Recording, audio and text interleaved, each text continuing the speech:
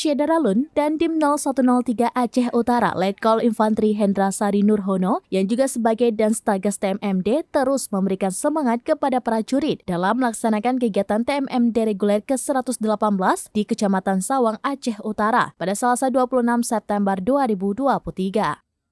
Dan Dim berharap nantinya TMMD ini dapat selesai sesuai waktu yang ditargetkan. Dan Dim juga menyempatkan diri berbincang-bincang dengan masyarakat yang merasakan dampak dari pembukaan jalan. Ia berharap dengan hasil TMMD ini, masyarakat yang nantinya merasakan langsung manfaat dari dibukanya jalan tersebut. Masyarakat setempat dan prajurit TNI saling bergotong royong mengerjakan setiap sasaran fisik, baik itu sasaran fisik utama maupun tambahan.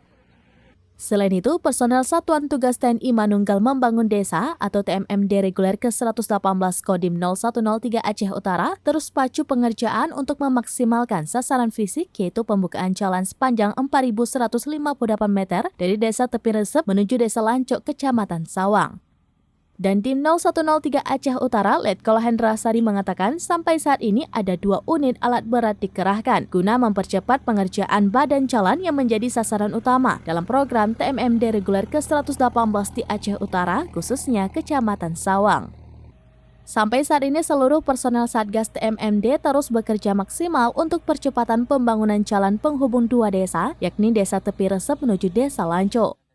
Personel Satgas dibagi sesuai dengan kebutuhan, kemudian dikelompokkan ke tiap-tiap sasaran, baik utama maupun tambahan, agar semua bisa berjalan dengan lancar tanpa mengalami kendala apapun.